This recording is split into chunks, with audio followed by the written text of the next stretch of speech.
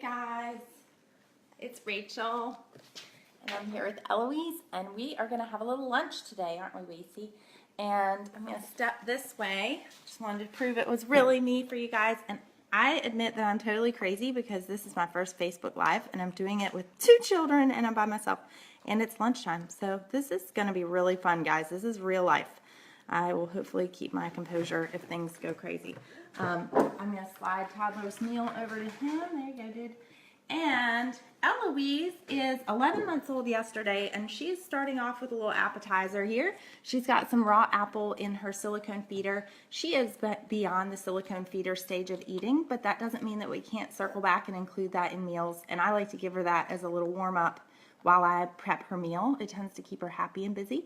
So anybody out there using silicone mesh feeders, I'm a big fan, and brother gets to eat raw apples because he's older, but Eloise is not yet at that advanced food texture, so she won't be there for several months. So we will stick with apples either baked or put in the mesh feeder. So, and then I'm actually going to take her shirt off because this is a cute shirt and I don't want to get it messy. And baby-led mealtimes are messy. They're messier than, hold on sister, than parent-led mealtimes. So that's fair, and we're just going to prepare for that. And I talk a lot about that in my Food Before One course, about how important it is to prepare for the mess, mentally and logistically, so that you don't get frustrated by it. All right, baby. And this isn't a super messy lunch. This is more of a finger feeding lunch. Where's your mesh feeders? Right here. Here it is. And Eloise is a bib hater lately, so she may at some point ask for that to come off. So I'm going to start her off with, this is some soft pulled pork that I made in the crock pot. I am not a foodie. I am not a cook. I am happy to share with you guys the recipe in the comments. I'll go back and add that at nap time. But this is just a simple recipe. I omit the jalapenos and the onions from it, but nice, soft, chewable meat for her. She does not have molars yet. You okay, buddy? I hope we're not having a choking incident in the background. And yeah, so she likes this. It's a nice way for her to get some iron and some protein, and she is finger feeding that. I also have for her a fork, and I list all the details of recommended feeding gear in the Food Before One course that just launched yesterday. But I'll show you, she can be frustrated. She can feed herself from a loaded fork. She can also play with it a lot, but she can feed herself from a loaded fork, but she's not yet independently. She's playing around with tapping it, but she's not loading a fork yet. She's just experimenting. Yes, that's a nice bite. You like that bite? Good bite. There's not much on there. Would you like more? Here, could I have it? No? Okay. Oh, it doesn't go in your hair. I have to keep you safe. Oh. And Eloise is not only my firecracker child, and she started out as a reluctant eater. Could I have the fork, please? Thank you, Mama's fork. No, you're not ready? Okay. When you're ready, I'll take the fork.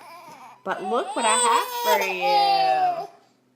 So meal times with her involve a little more drama than her brother. And she will probably wind up dropping that fork on the floor instead of giving it to me. That's fine. And she has a little bit of a runny nose today. You can probably see. I think she might be teething. We had some sleep issues last night. Anybody else feeling a little sleepy today? Any other mamas out there? Hey, sweetie. So she's getting some green beans, which I'll show you. I've cut them up. I don't know how well you can see how small they are. I've basically diced them. And I mentioned in my course about cutting food small. That's one of the big differences you'll see between my baby-led approach and more traditional quote-unquote baby-led weaning is I don't, even when baby is on solids and ready for solids in my approach, I still want them cut up small. And the reason for that is that I want to control how much my baby is getting in a bite, and I want to keep it developmentally appropriate. So some of the oral motor skills to manage a really big bite of food she doesn't have yet, and that means that a big bite of food is not the safest for her. So mealtime safety is always a top priority, and so I want to keep it small. And she enjoys finger feeding. It's a great way for her to practice her pincer grasp. So the other thing she has on her plate are some black beans, and again I have those. Here you go. because, buddy, can I borrow your straw for a second? Thank you. A baby's windpipe or airway is no bigger than the size of a drinking straw, so take a look at that. And then you look at the size of a black bean. I don't know if I have a whole one in here yet.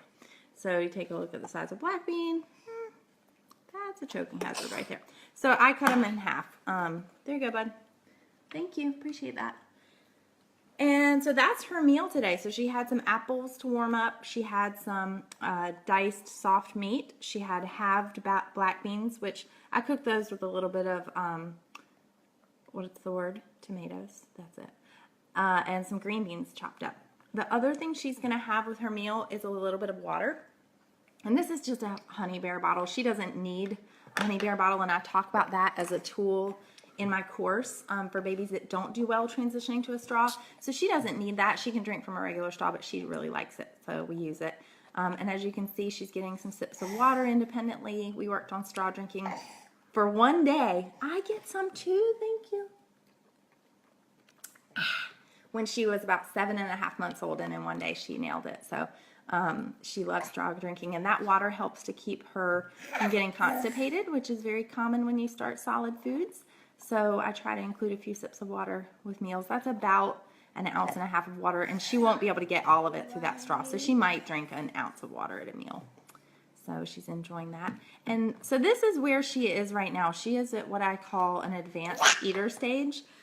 She is able to eat what I call easy chewables and easy crunchables, and I define those in the course.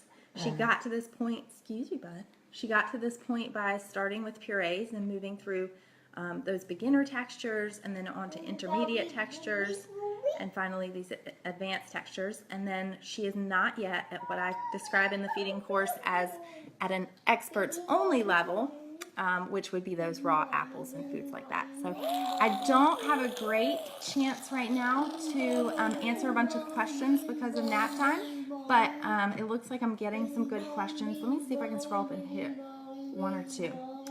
Okay, great. Someone asked a question. Ah, you okay?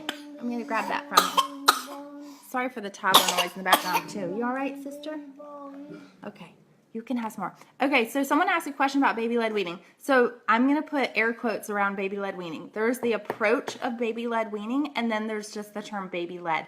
So I want meal times to be baby-led. I want her to determine how much food she eats when the meal's done. I want her to be independently feeding herself as much as possible. So that's what I mean by baby-led. My approach is different because it does start with purees and transition to solids. Typically that happens very quickly. It surprises people. If you move at your baby's pace and you let it be truly baby-led, they make it to solid foods in a matter of weeks. So that's how we got to this point. It looks like quote-unquote baby-led foods, but or baby-led weaning foods, but we got there through purees and other textures. And then the other big difference, as I mentioned, is the size of foods that I offer.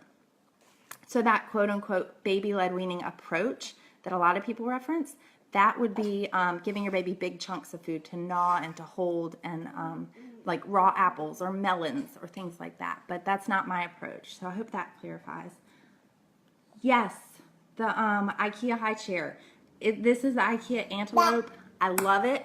I adapted it because Heather knows Heather's another OT, and we are crazy about having footrests. So I added a do-it-yourself footrest to it, and I include the directions for how I did that in the feeding course.